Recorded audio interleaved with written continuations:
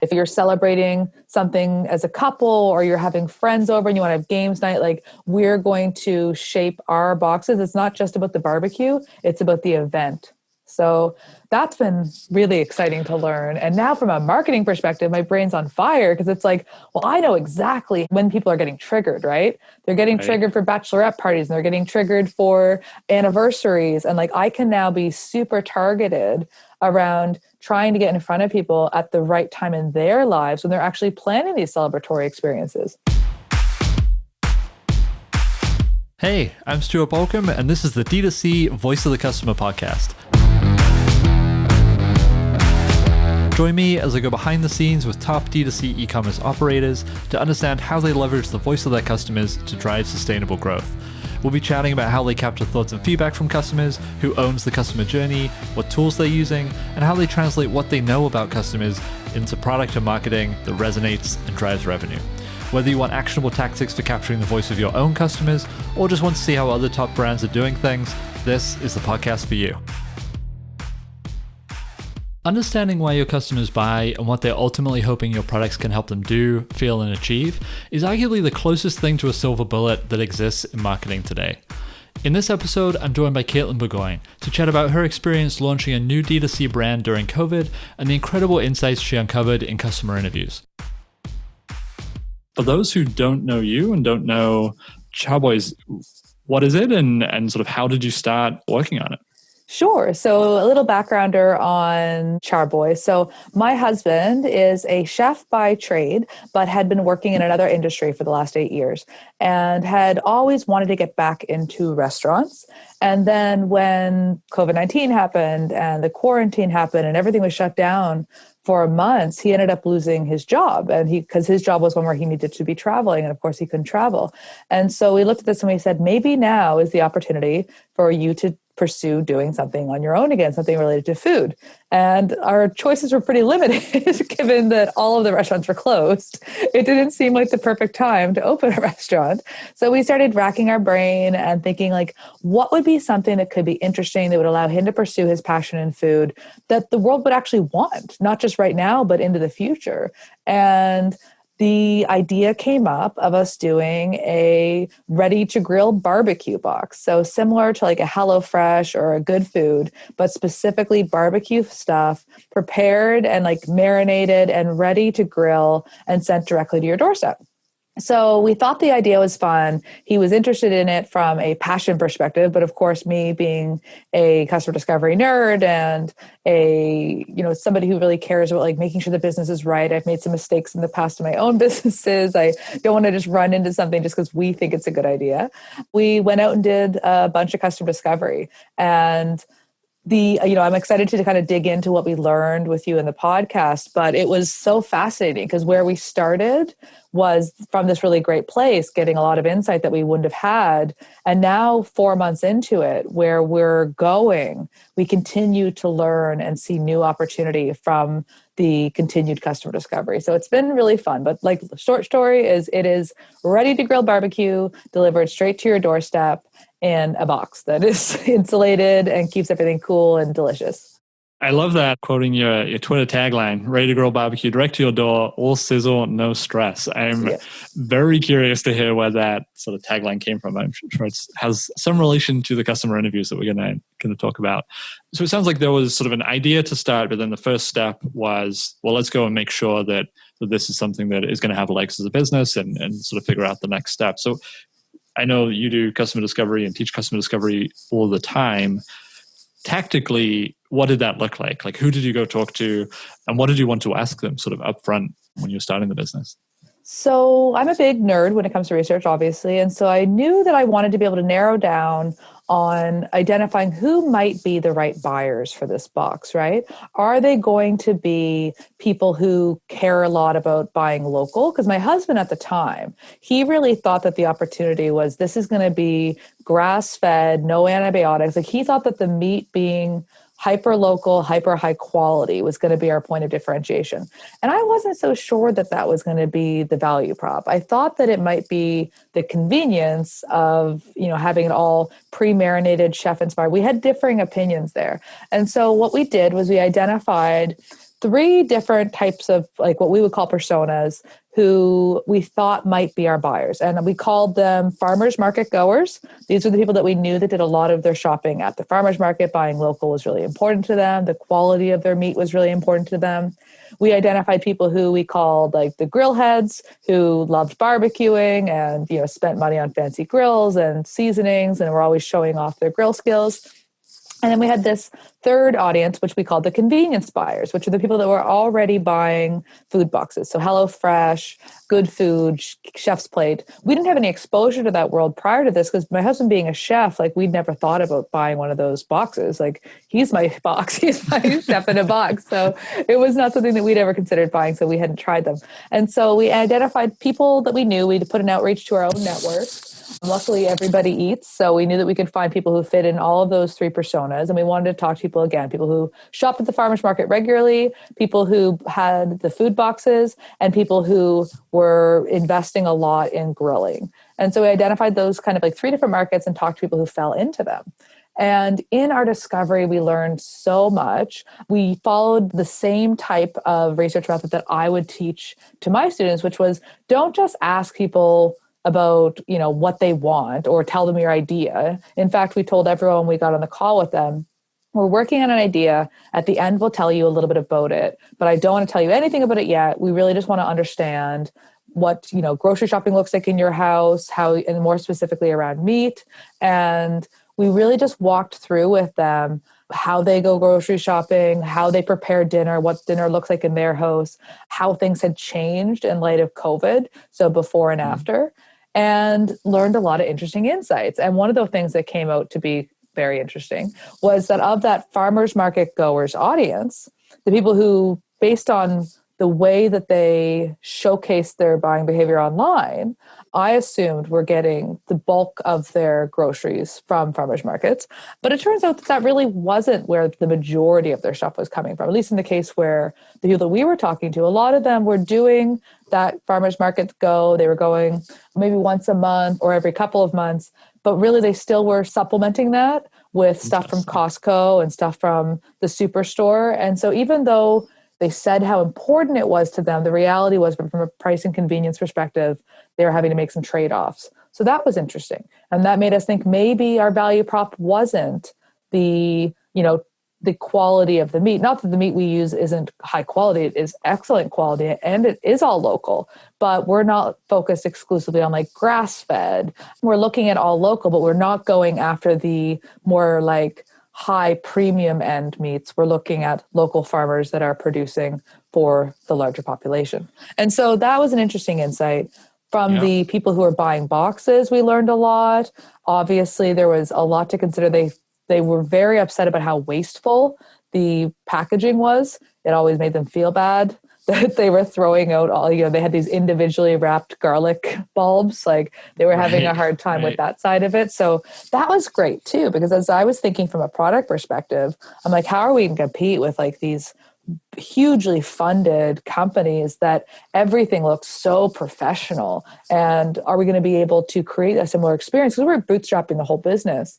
And turns out that that was the piece that actually was a turnoff for a lot of people. They didn't want to have everything wrapped in plastic. In fact, the bare minimum of packaging, the better. And so that was a great insight, led us to choosing the right thermal insulation for our boxes, making sure that they would be fully recyclable. You can just put them in the compost, choosing the right ice packs that we were using. You can cut them and put them on the sink. They didn't have the gel that you have to like put out separately. Right. Yeah. Little things like that. And we got so many neat insights about how people's lives were currently in the world of COVID. They were terrified about going to the grocery store. There was one person in each household that had been relegated to being the grocery shopper. And, when they went, they're looking around at everybody else there saying, is this the person that's going to infect me with COVID-19? It was really in the height of the fear that we were starting this business.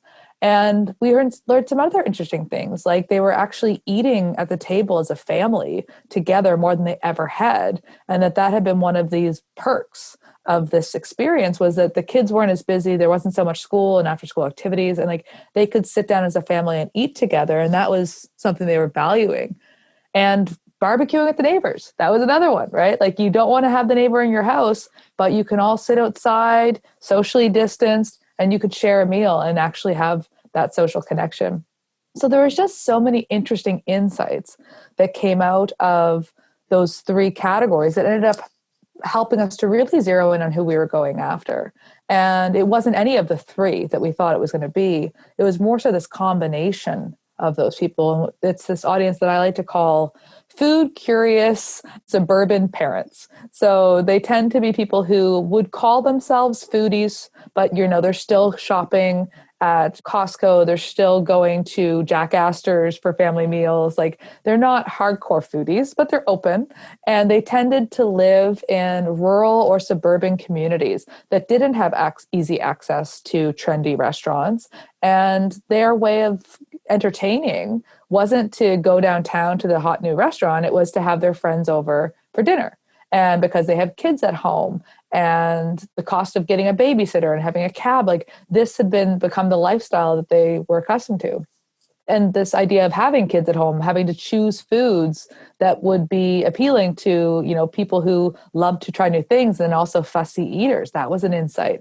And so we ended up identifying that target audience being these food curious suburban jock dad was the original category. It was like into food, kind of had become a passion, probably used to be, somebody who would go out every weekend prior to having kids, and now was looking to rebuild kind of that social community through his now suburban life. And so it was really, really lots of interesting stuff. And that led us to our first version of the product. One of the things that we also heard through our research was, of course, nobody's looking for a barbecue box, right? Nobody knows what that is. They don't know that they want one. But what they do know is that they are stressed out in quarantine and bored out of their mind. So when we launched our first box, we didn't position it as a food box. We positioned it as a virtual barbecue. And you could buy your box and barbecue with 100 other people. And we were going to do it online. And there was going to be online cooking classes. And we partnered with 2 other businesses, a beer company and a seasoning company. And so they did cooking classes and did a beer tasting. And it really became this whole experience. And that came out again of the research. It was like, nobody's looking for a barbecue box. People are looking for something to look forward to during quarantine. Lots of good insights. Yeah, there is so much here to unpack. One thing that sort of encapsulate everything that you just said, which you tweeted about earlier this week, that building a marketing plan without doing customer research first is like drawing with your eyes closed. Mm-hmm. You still end up with a finished picture. It'll look like a fugly mess. You just explained so many things that you learned during these interviews. Like after hearing all of that, how could you possibly have started from nothing, right? And there's a couple of interesting things that I sort of want to pull out as well. So you mentioned with the farmers market group, for example, that what they say and what they do are actually 2 pretty different things, right? Or there's at least and how they see themselves, right? Right. And when you would ask people, this is the other thing, because Jason's a chef and people that we were talking to, people that were within our own network, they weren't our closest friends, but they were within our network. They would try to impress him, right? So if we asked questions like, tell me about where you get the bulk of your meat, they would say, oh, well, there's this, butcher and then I'd say, okay, so how many times in the last month have you shopped there?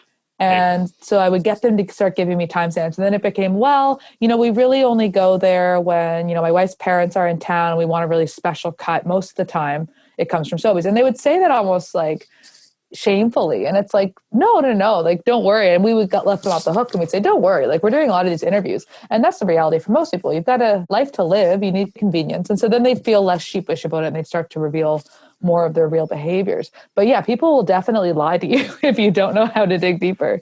Right. And I think it's interesting, the sort of the specific wording of that follow-up question that you mentioned, that like how many times in the last month have you done this? Asking for real stories is such a powerful, or concrete stories is such a powerful tool to unlock what's really happening. Mm-hmm. And the insight now, that it's funny now that I even say this, I'm just drawing this now. So we've since, which we'll get into, but we've really continued to do more customer discovery and evolve things. But now that I think back to those conversations, like there's some interesting insights that I didn't pick up on at the time that now in context of what we now know actually are quite interesting. Sorry, I'm just having my own aha moment.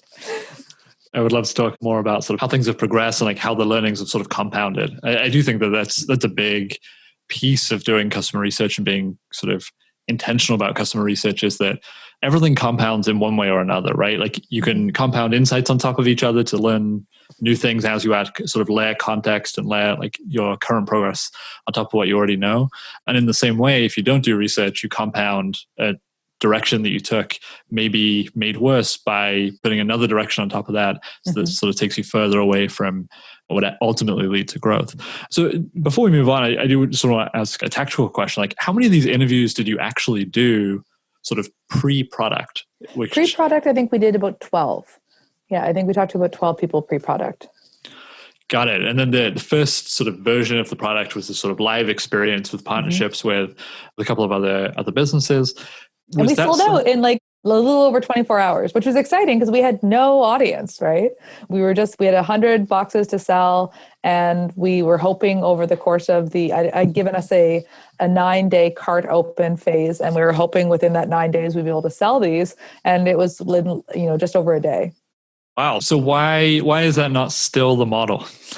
So a number of reasons. Partly it's because it's difficult to scale on our end, but partly it's because the more discovery we did, the more we realized we weren't in the right business. So one of the things that we would hear from our customers. So again, we were thinking of ourselves as competing in the food box business. And most of these food boxes, they deliver multiple days of food, right? You're getting 3 meals for the week, or you're getting 5 meals for the week. And that's where we thought we were playing. And we thought that we could do that, but for barbecue. And it made sense from a unit economics perspective because our boxes could be more expensive. And that had to be the case because the actual packaging to use these thermo-insulated boxes and the ice packs is quite expensive. So you have to work that into the price of your product. For us, initially, it was okay, we're going to do monthly releases. We're going to give us lots of time to hype them up. It's going to be, different products every time.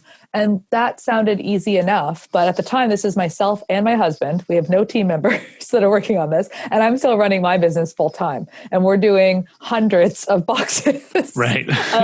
You're actually preparing the food and you're preparing all of the literature that goes with it. Because of course, there's recipe cards and I'm doing all of the marketing and we're updating the website. It was just a lot of work. And it was becoming clear that without us wanting to take on a lot of investment, to scale that would be difficult. And that was, a signal. But the other signal was this. We would talk to our customers. We're so blessed to have some real loyal super fans. I would say there's that saying of, you need 100 super fans. We're there. People love the product. My husband has done an incredible job. He just makes people feel like more confident grillers. You've got people who used to burn everything on the barbecue that are so proud of what they can do now. And when they have friends over, they're showing off their salting techniques. Yeah, that's going to be videos. That's going to be great for user-generated content, right? So good, right? But so what we kept hearing in terms of criticism was that it was a lot of food, right? It's we end up having to put some in the freezer, or we want to buy it for just the two of us, but then a lot of it ends up getting put in the freezer. And so we thought, okay, well, how do we adjust this, knowing that we have to make the economics of the box make sense, right?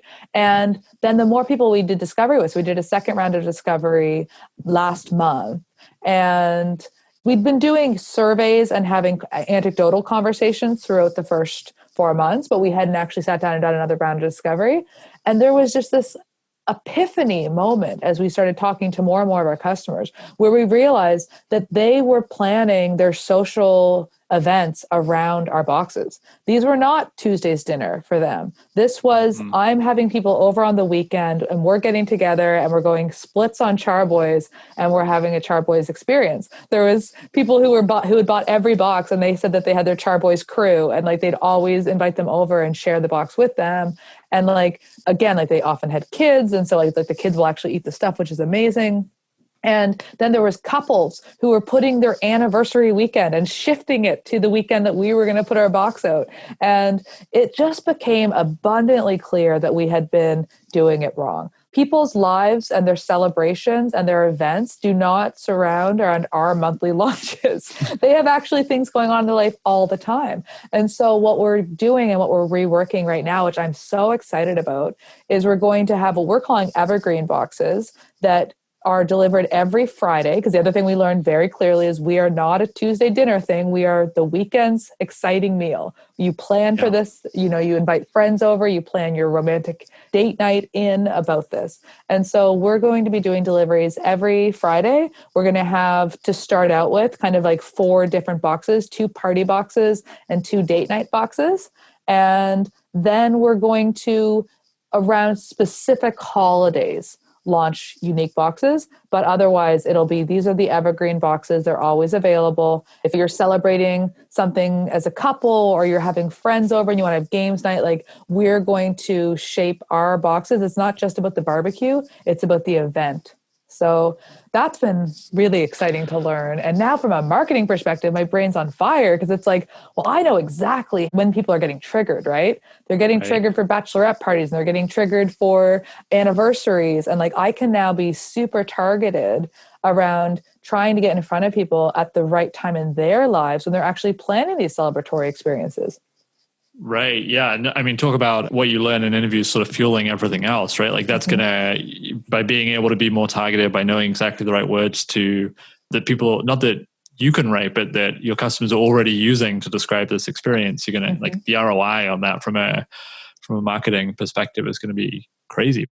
It's funny because like the first 3 boxes we did, it was like, as a marketer and as somebody who's built multiple companies, it was like, this is weirdly easy. Like the actual fulfillment side is insanely hard. Like it's like logistically getting fresh food to people is so effing hard. And I'm so grateful for every box that it arrives on my doorstep now because I know what it takes to actually get that box to that person.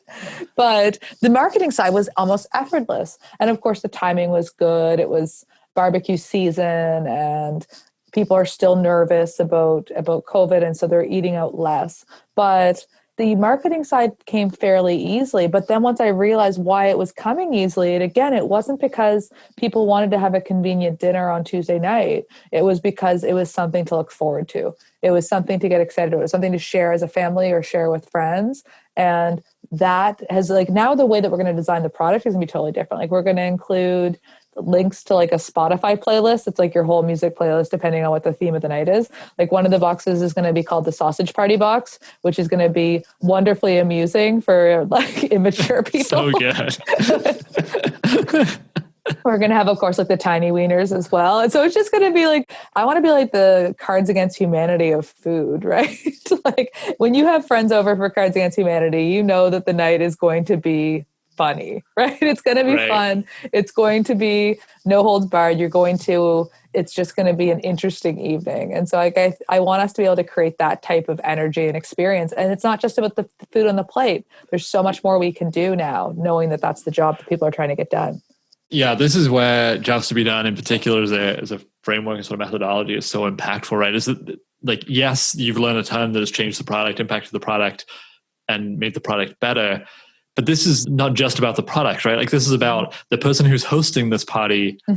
They want to make them feel, right? Right. They want to be the Chow Boys host, right? Like exactly. They want to be known. Them look cool. Like, and that's part of like the job too. It's like, I want to feel like I'm hip and part of this cool thing. And I'm not just this boring parent, right? Totally. And I mean, talk about business impact of that, right? Like if their friend group who never saw them as this, or potentially never saw them as this person who could host these events, now they want to host these events, right? Like they want to be that person.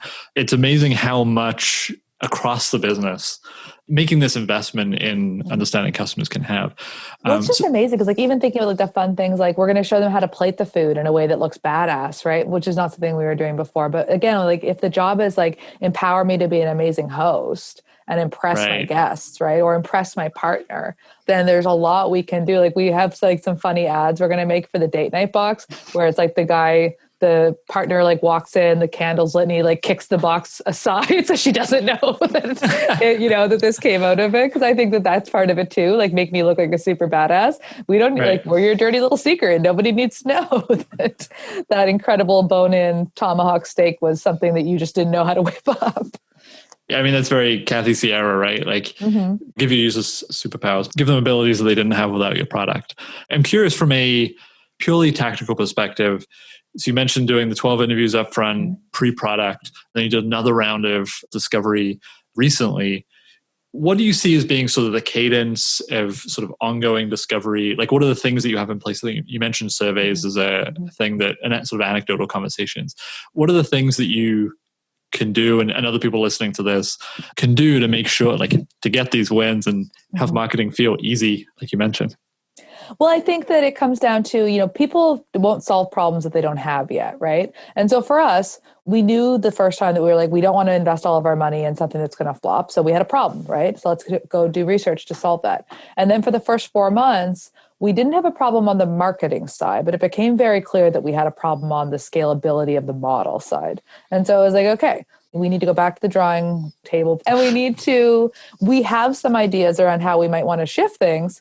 Is that going to work? Is that what people are going to want? And so going out and doing these interviews actually crystallized it for us even more. So what I would say is, like, the next thing for us that we want to do once we get these new boxes out and we're looking at how do we scale our marketing around those, like, the next thing that I know that I really want to do is you mentioned like UGC, like, I really want to build like a club like atmosphere for Charboys. I want people to feel like they're part of something. And so thinking about, like, it's not necessarily going to be a membership that you need to buy, but it's probably going to be something that, like, you get indoctrinated into when you've done a certain number of, like, activities, and it's kind of like a private secret thing. Like, and so the thing that I want to do next is really that we already have some super fans out there, and I want to talk to them around who they're sharing with and how they're sharing with, and start thinking about how we can leverage word of mouth even more. And so that'll probably be the next research project that I'll do. So what I would say is that, like, you're always going to have new challenges in your business that you want insight from your customers on. And having a couple of conversations can often save weeks of going in the wrong direction. So as you hit a roadblock and you're feeling unsure, like, that's a signal of maybe I should talk to a couple customers, right? Like, maybe I should go out and learn from people that I know are using it for this reason, or that I know are, struggling with this problem, and use those as opportunities. Because ultimately, like, there is this vision of, like, just continuous discovery. And for a large team, you can absolutely do that. We're now a 3-person team, thank God, with me still working full-time in my business. And I've just hired 3 new people. So, like, we have some more resources now, but you can only do what you have the time to do. So, like, when you start to feel that struggle of lack of clarity, being unsure, that should be your gut check of, like, okay, I need to go talk to customers. Such a great point that when you get to that sort of struggling moment, to use a Chelsea be done phrase, like, your customers probably have the answer, right? Like, and going to talk to them is a great first step. This has been really fun. We could definitely talk for hours about a whole range of other sort of related discovery topics. But for those people who've listened to this and said, okay, I'm sold, both on some tasty barbecue, but also on the idea of doing customer discovery to make marketing easier and sort of unlock some of these nuggets that you've found, where should they go to keep up with you and find Charboys online? Yeah. So, I mean, they can go to charboys.com. It's CHARBOYZ. So that was, again, something my husband, he wanted it to be from his roots. Apparently, that was something that was hip when he was a youngster. So, but it worked out well because we got the .com, and so we can trademark it. So charboys.com. We only sell within Nova Scotia, Canada right now. So pretty limited delivery area, but you can certainly follow along our journey. And for me, the best place to find me would be on Twitter. And I'm at Kate Bour, so KATEBOUR. And I've got a great tool on my personal website for anybody who is in that kind of, like, earlier stage, trying to figure out who their audience is. That exercise that we did in the beginning, where we kind of narrowed in on those 3 different audiences, I use this tool to help us with that. And I call it the customer ranking calculator. And you can essentially think about some different audiences you may be the right ones to serve, and put in some numbers, and you kind of rank them on these different criteria, and then it will spit out, like, who your high potential ones are. And that can be a good way to go if you serve a lot of different types of customers and you want to start with discovery and you don't want it to be all over the place. So if you want to check out that tool, it is on my website, at KatelynBourgoin.com. Cool. We will link all of that great stuff up in the show notes. But thank you so much for doing this. This has been really awesome. And yeah, if you listen to this and like what you heard, then go find Katelyn on Twitter and say hi. Thank you. Hey, thanks for listening to this episode of the D2C Voice of the Customer podcast. If you like this content, I'd love for you to leave a rating and review wherever you get your podcasts, or reach out to Katelyn on Twitter and tell her how much you like this interview. Next up, we have something a little different. So far, we've been talking to D2C operators, but what about D2C customers? I'm pulling back the curtain in a new series called Why I Bought This. I'll be sharing interviews with real customers to understand why they buy, along with my breakdown of how to leverage these insights for growth. First up, ButcherBox. I can't wait to hear what you think, and as always, you can find the complete show notes, more episodes, and our newsletter at notnps.com/pod.